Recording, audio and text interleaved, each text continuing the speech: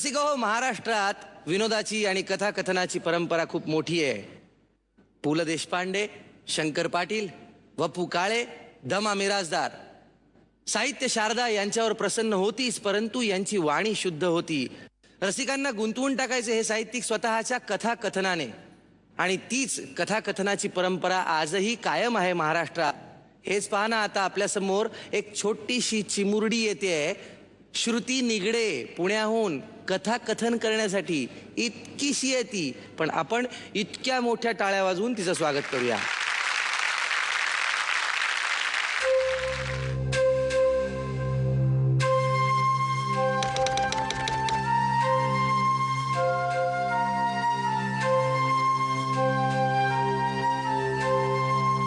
टाळ्या वाजवा सगळे हिच्यासाठी.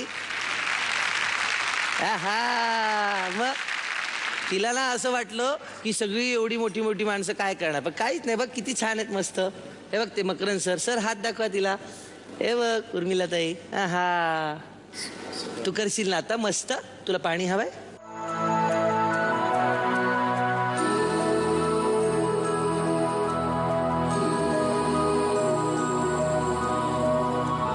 ओके झालं. नमस्कार, माझं नाव श्रुती. महाभारतातील एक छोटासा प्रसंग सादर करते. कौरव पक्ष आणि पांडव पक्ष यांचं युद्ध सुरू झालं आणि तोच दिवस आला. अर्जुन लढाई करत करत श्रीकृष्णाबरोबर बराच लांब गेला होता. इकडे गुरु द्रोणाचार्यांनी चक्रव्यूहाची रचना केली. हे चक्रव्यूह फक्त श्रीकृष्ण, अर्जुन आणि गुरु द्रोणाचार्य यांनाच फक्त माहित होते. पण छोटा अभिमन्यू घाबरला नाही.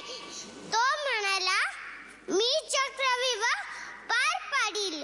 अभिमन्यू चक्रव्यूहात शिरला. त्यांनी अर्ध चक्रव्यूह पार पाडले.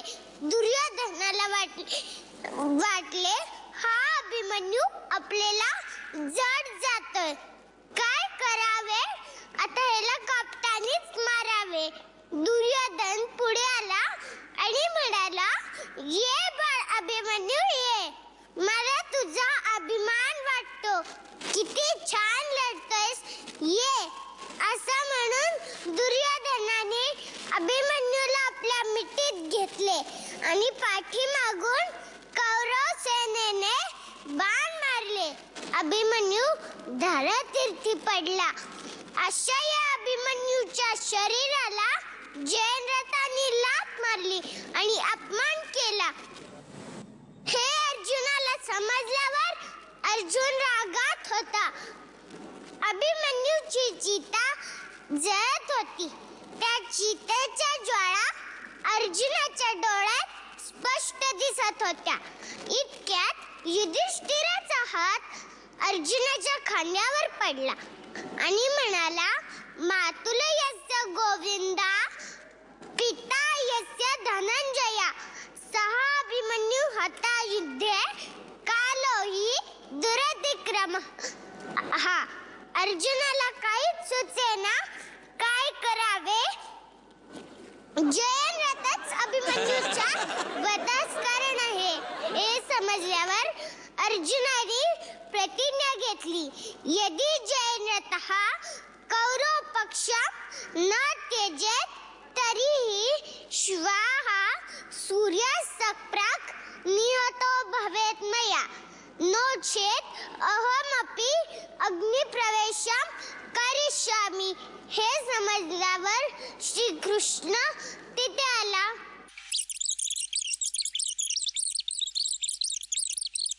दुसरा दिवस सूर्य उगवला आणि घनघोर युद्ध सुरू झाले. आज अर्जुन काही बोलेना, पण त्याचे बाण मात्र बोलत होते. चपळाईने रथ चालवणारा श्रीकृष्ण म्हणाला, अर्जुन म्हणाला, राधेय, माझे बाण या शकटव्यूहामुळे जयद्रथापर्यंत पोहोचू शकत नाही आणि आता तर सूर्य डोक्यावर आलाय. यावर श्रीकृष्ण हसला. अचानक अंधार झाला. अर्जुन म्हणाला, एवढ्या लवकर रात्र कशी झाली? कौरव सेना युद्ध जिंकल्याप्रमाणे जल्लोष करू लागली. जयद्रथ लांबून अंदाज घेत अर्जुनाला आवाज येऊ लागला, अर्जुना, अरे अर्जुना, अग्नी प्रवेश कर. अर्जुन रागात होता. जयद्रथ अजून थोडा पुढे आला आणि आवाज देऊ लागला, अर्जुना, प्रतिज्ञा विसरलास की काय? अर्जुनाची चिता तयारच होती. अर्जुन चितेकडे निघाला. श्रीकृष्ण म्हणाला, थांब अर्जुना, हे तुझा धनुष्य बाण सुद्धा घेऊन जा. जयद्रथ 4 पावले मागे गेला. अर्जुनाचा संयम पाहून जयद्रथ अजून थोडा पुढे आला आणि आवाज देऊ लागला, अर्जुना, प्रवेश करतोस की मी तुला ढकलू? अर्जुनाला वाटले प्रतिज्ञा मोडावी की काय, पण श्रीकृष्णाचे शब्द आठवले.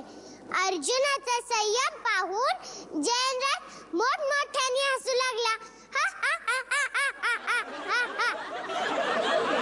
हसता हसता जयद्रथ कौरव सेनेला सोडून खूप पुढे आला आणि त्या क्षणी श्रीकृष्णाने आपले सुदर्शन चक्र सूर्यावरून बाजूला केले.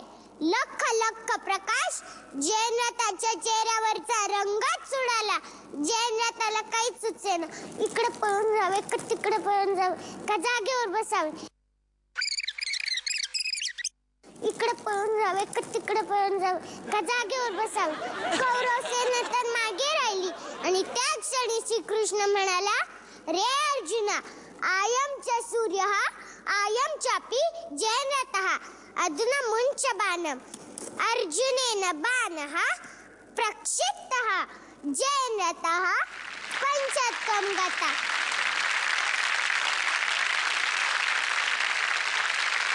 अशी झाली की नाही गंमत? तरी विसरलेस मला द्यायचं. काय मी द्यायचं विसरलो तुला?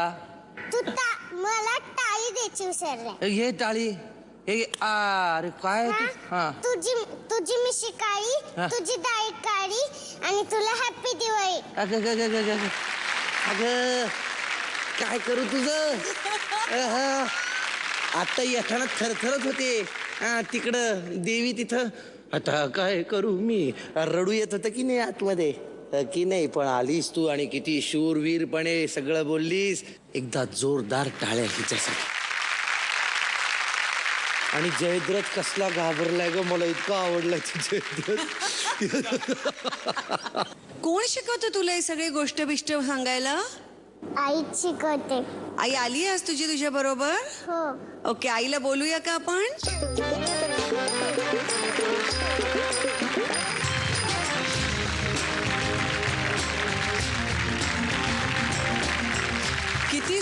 किती सुंदर म्हणजे काय म्हणू आम्ही आता. एवढंसं छोटंसं वय, एवढीशी छोटीशी मूर्ती आणि एवढ्या मोठ्या मोठ्या कथाकथन आणि काय ती वाणी, काय ते उच्चार, अगदी अस्खलित मजा आली, अतिशय मजा आली.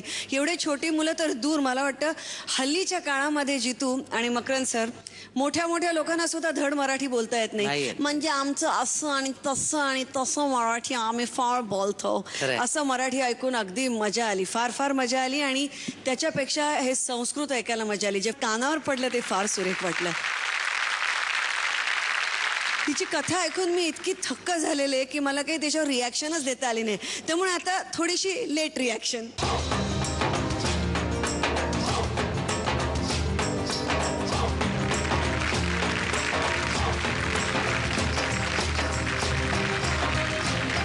हे महाभारतच का असं शिकवलं तुम्ही?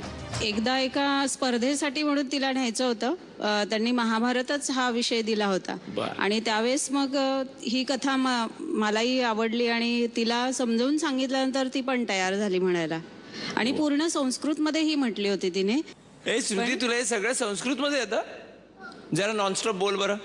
मातुलयस्य गोविंदा पिता यस्य धनंजया सहा अभिमन्यु हता युद्धे कालो हि दुरतिक्रमा अर्जुनस्य शोकावेगः यदा प्रशान्तः तदा सः कथमापतितम् इति अपृच्छत्. युधिष्ठिर अवदत् जयन्द्रता एव मूलकारणमस्ति. काय हे? अतः पार्थेन प्रतिज्ञातं यदि जयन्द्रतः कौरवपक्षं न त्यजेत्. बस बस बस बस बस